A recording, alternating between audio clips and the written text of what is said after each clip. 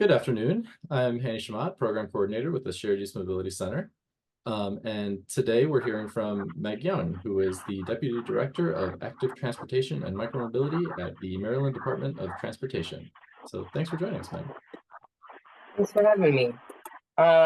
Really excited to join this group. I've watched the Shared Use Mobility Center for a few years now, but this is my first time being invited to a working group meeting, so thanks so much. Before I get into my presentation, I guess a little bit about myself.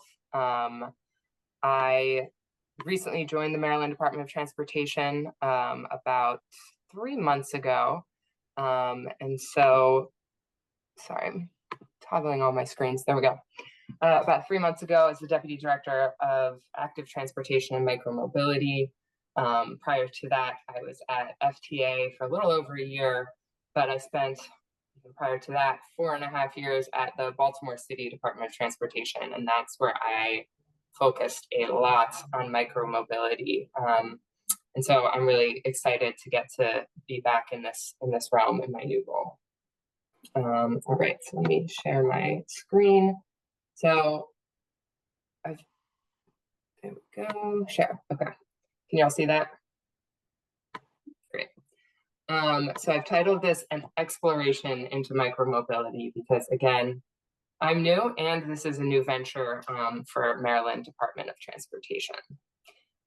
So what I wanted to take us through today, our agenda, a little bit about Maryland and the context, the current status of micromobility in Maryland, the opportunities that MDOT is looking into, and then a little bit about the things that we're exploring, a couple different models we're exploring to support micromobility.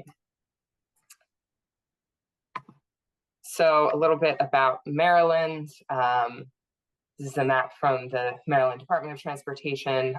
We're nestled between DC and Virginia to the south, and Pennsylvania and Delaware to the north.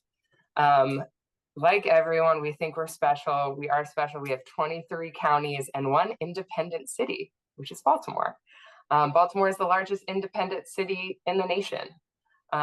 So as the Maryland Department of Transportation, we have a little bit of a different setup than a lot of other state DOTs. We actually have the least influence over Baltimore, the largest city, because as an independent city, they own 100% of the roads. We own a little sliver of the Beltway, which is now even smaller after the bridge collapse, which is a toll road. But besides that, Baltimore City maintains I-83. They maintain highway infrastructure, which is really unusual.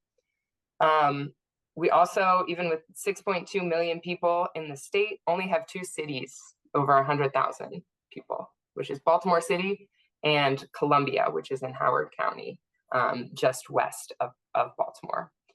So what that ends up looking like instead is that we have these counties where we have county executives who function kind of like a mayor, right? It's just a very different political landscape than a lot of other states.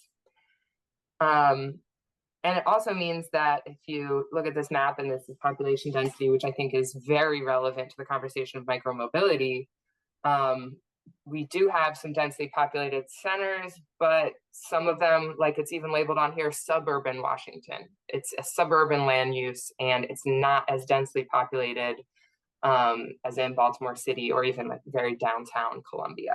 So a lot of the jurisdictions we're going to be talking about aren't, a New York City, and they're not a DC. They're not super, super dense, but they still want to support micromobility. So it's an interesting challenge to look at serving, all of these different setups across Maryland. And then to make ourselves even more special, the Maryland Department of Transportation, we oversee 5 modes. And then we also have seats on the board of the Maryland Transportation Authority and WMATA. So I sit in big MDOT, Maryland Department of Transportation, in the Secretary's office. So we are the administration, and I'm tasked with looking at policy, looking at legislation, and innovation across our modes.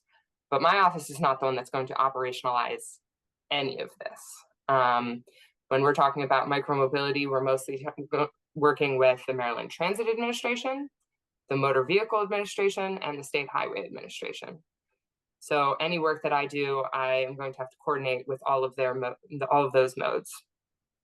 And this working group, I know specifically, is looking at the integration of micromobility and transit. So in Maryland, MDOT oversees the Maryland Transit Administration, and they are the transit provider for the state. We have some cities that have circulators or limited bus routes, but MTA serves the entire state. Their core service area is Baltimore City, and then they have commuter lines, they have rail lines that go from Baltimore to DC, or DC all the way up actually to Perryville, closer to Delaware, as well as a line that goes out to Frederick and Western Maryland.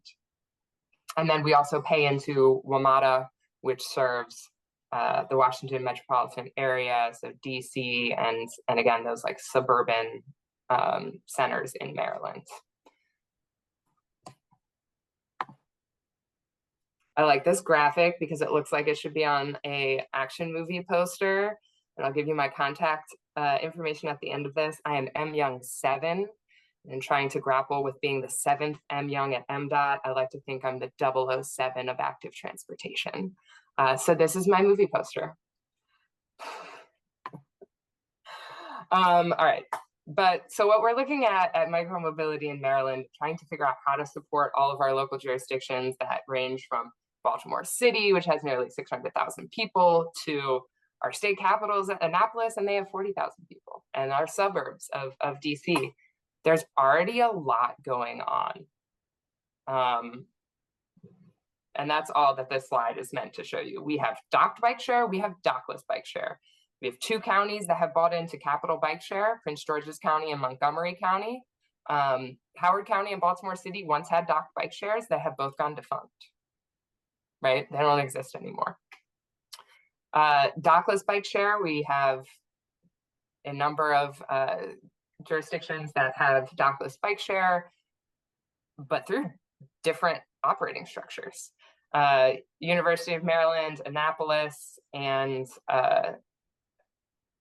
Montgomery County all have service contracts. They have direct contracts with operators. And then we have Baltimore City, Salisbury, and Howard County that offer permits that have to be applied for. And I won't even read to you all of the operators. All I'm trying to show again here is that we want to help all of these jurisdictions and figure out how to fit into all of these different operating models. So it's complex. The ones I've bolded, I'll go into a little bit more detail on the following slides, because these I think are the most prominent or really the most interesting case studies in Maryland. So this did not save all of my changes. Capital bike share is the first one to look at. This is the biggest docked bike share that exists in Maryland, and it's in Prince George's County and Montgomery County. And their prime service area is in DC, but they have a open procurement, a cooperative procurement, and allow neighboring jurisdictions to join in the procurement.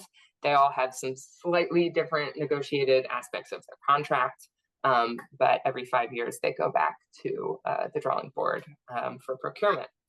And this system is doing really well, whereas it failed, docked bike share failed in Baltimore City and Howard County, or rather, the contract was ended. There's no end in sight for capital bike share. This is a very recent article. They broke a ridership record in March. There was nothing even really going on. I spoke to the cabbie manager, and he was like, I don't know, it wasn't the Cherry Blossom Festival yet. Like, there wasn't a Nationals game, but they're seeing record ridership. They're seeing record ridership, and particularly a lot of ridership on their new e-bikes. They were hesitant to keep adding more and more e-bikes to their fleet, but they're getting a lot of rides. And I have this picture of DDOT's poster from NACDO Designing Cities that was a few weeks ago.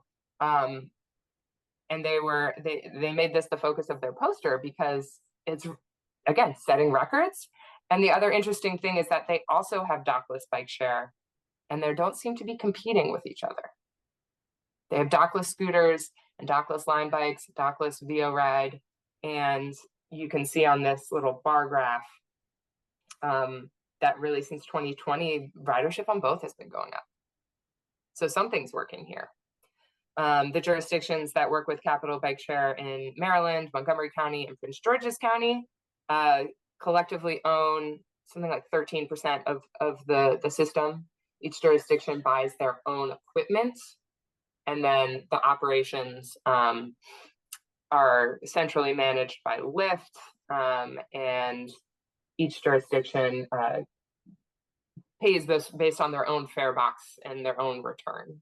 DC subsidizes, I think, 60% of their costs from fare box recovery, but it's much lower in Prince George's County and Montgomery County.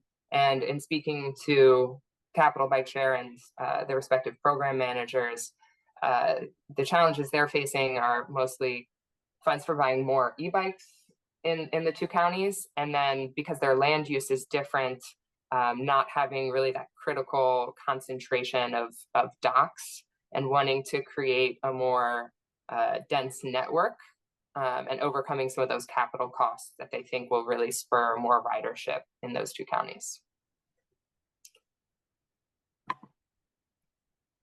Then University of Maryland and College Park, Maryland have a service contract with VO Ride.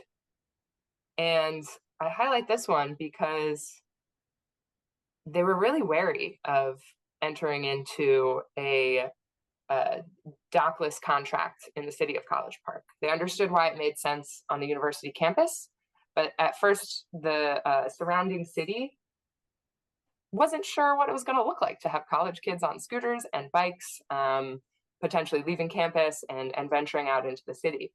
But they've recently expanded into the city of College Park. MDOT funds through our bikeways program, design, minor retrofit, and construction of bike facilities, and we've expanded that to be micromobility facilities as well. So we've funded the siting of micromobility hubs now throughout the city of College Park.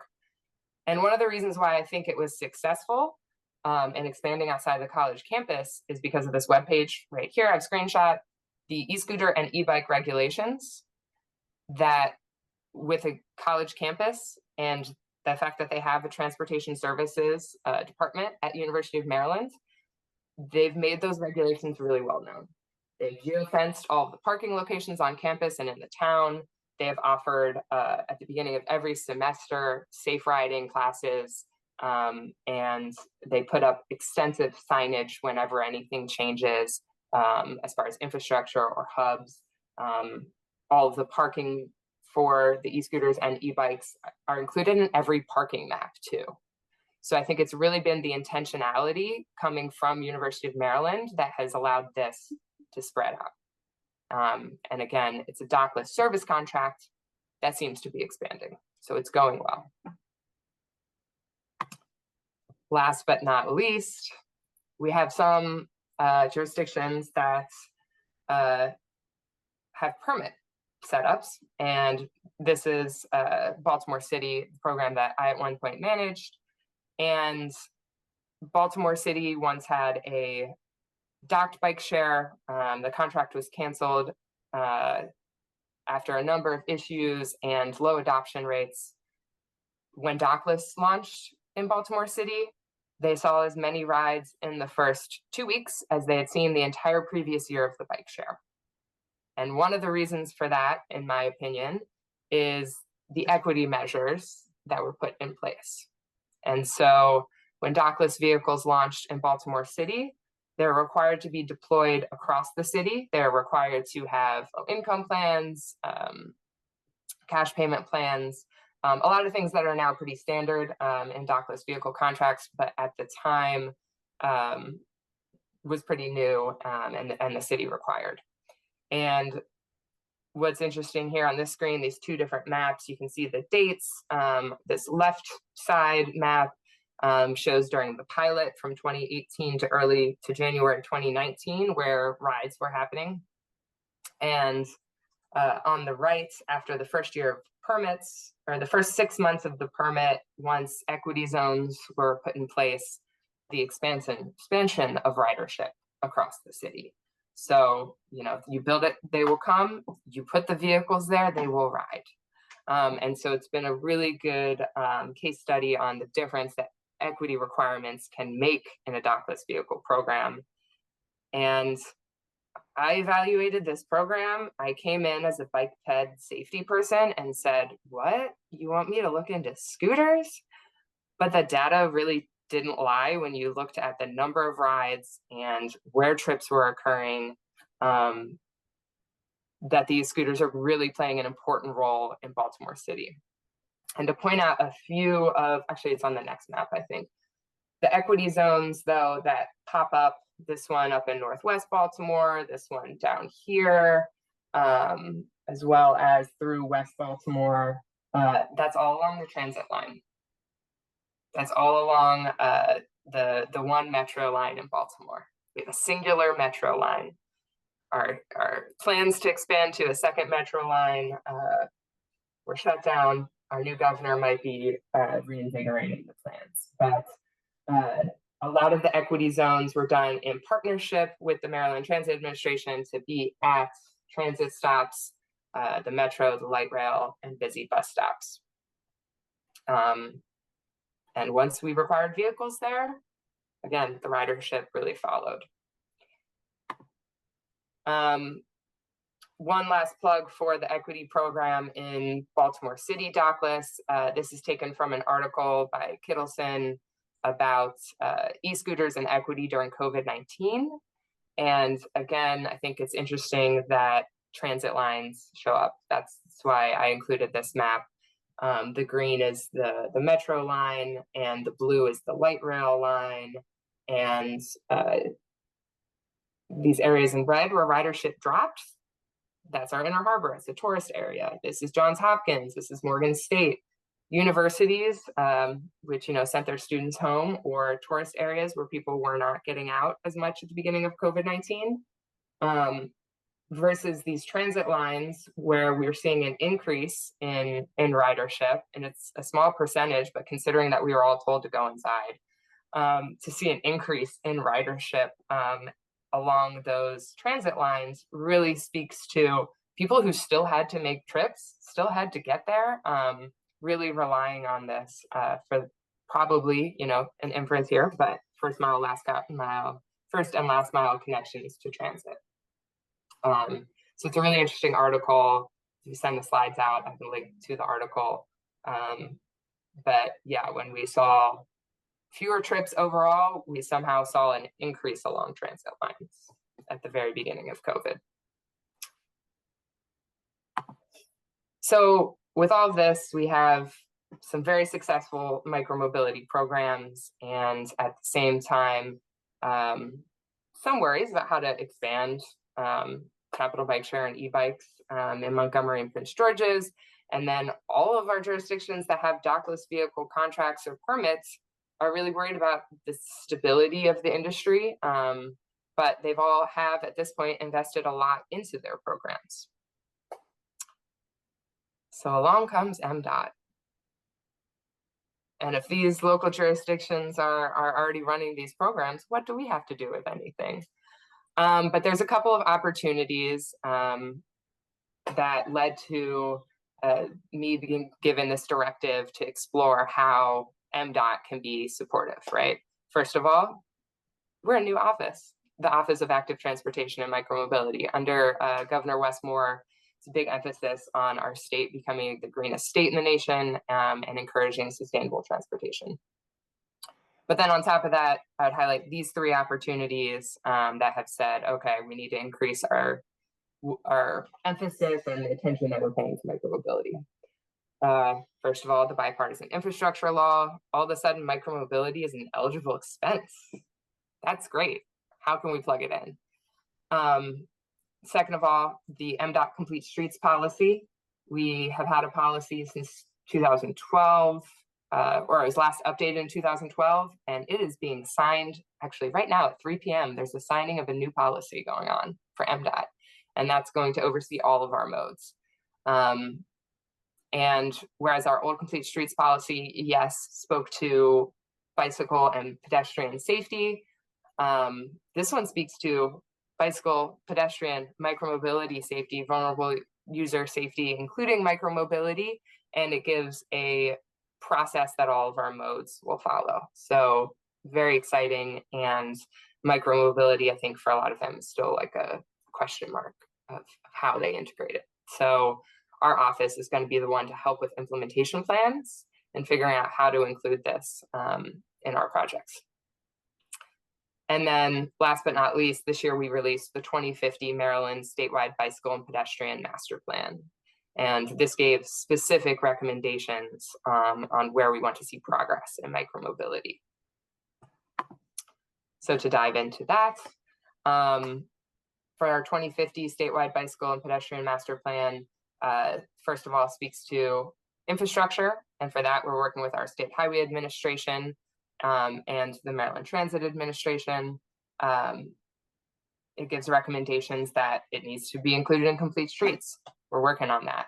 It also mentions parking and hubs at any transit-oriented development. And so that, again, is going to be a big place where we're working with MTA. The master plan also speaks to safety and the rules of the road and educating people. So for that, we're working with the Motor Vehicle Administration. They have the Maryland Highway Safety Office. So we're working on integrating some micromobility guidelines into things like driver's tests. I mentioned them, right? Scooters are going to be on the road too. We have an appendix that goes into operating structures, kind of gives the positives and negatives of different structures, permit or service contract. And then we have a long list of funding opportunities.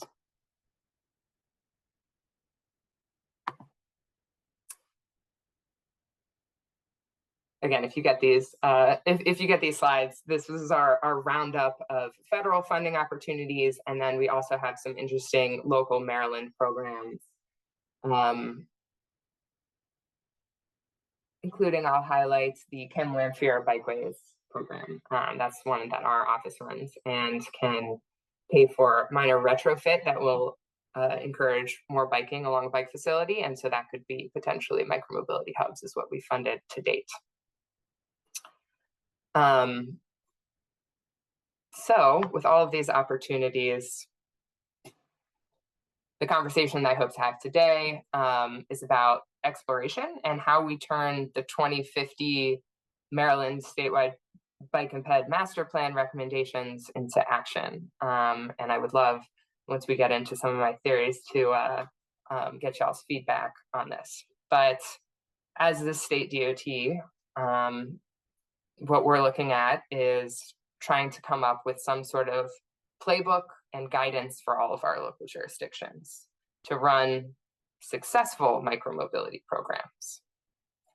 And this is our approach, again, because we have all of these varying formats, and success for us is going to look like safe, it's going to look equitable, and it's going to look like it will connect to all of our modes that we oversee, because we are responsible for not just the highways, we are responsible for safety. It comes into that umbrella that any guidance we give is going to have to speak to all of those concerns from all of our different modes.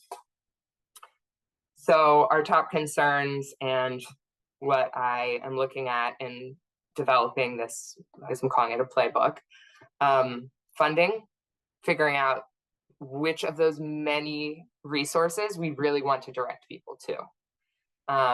Many federal funding sources can only fund capital expenses, except for CMAQ. CMAQ can fund operations. But do all of our CMAQ fund managers want to all of a sudden devote this? So it's going to be a lot of conversations to find the right source that we want to use to support local jurisdictions. Second, replicability. It needs to be beneficial and applicable for jurisdictions across the state. What we offer needs to work for the suburbs of DC who are buying the capital bike share. It needs to work for Annapolis that has a small contract with Bird. So how can we create something that is not giving, favoritism to one part of the state or one model of micromobility when we've seen they can be successful looking a variety of different ways, right? It depends on your context and it depends on execution. We don't all have a transportation services department like College Park where they can literally make sure everybody who rides a scooter goes through a class. So different scenarios across the state. Third, multimodal.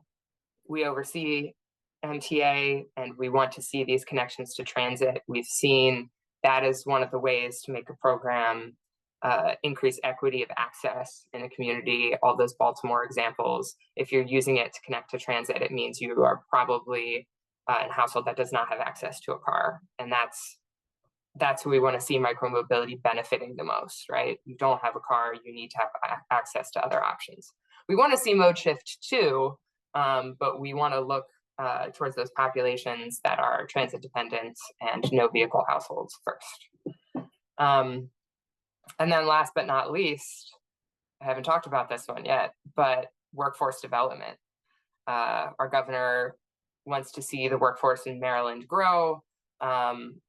He's working on different apprenticeship programs. And then this is something I've even heard from our different jurisdictions as a challenge with micromobility is servicing e-vehicles. The companies have spent a lot of time developing pretty proprietary training for each of their vehicles. And so they spend a lot of time training their mechanics. And it's, again, proprietary to each company. But our office sits right next to our office that oversees electric vehicles. And so I hear them talking all the time too. And there's a really interesting workforce development program that is currently partnering with the Baltimore dockless permit program that provides training on e-vehicles, starting with e-scooters and then working their way up to e-cars and e-vehicle charging. And they have aspirations of working on electric buses as well. And so to think of all of that as a pipeline for workforce development, I think would really be revolutionary and speak a lot to our state's goals of being green and supporting growing our workforce.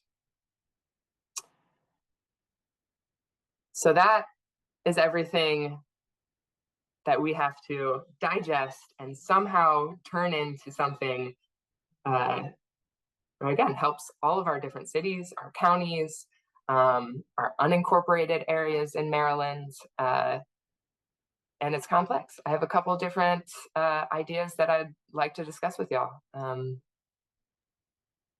when we get to that. If there's any questions before we go into that, maybe we should do questions first. I don't know, Hani, how do you want to approach this? Well, first of all, thank you for this. This is wonderful, and I appreciate you coming and presenting. And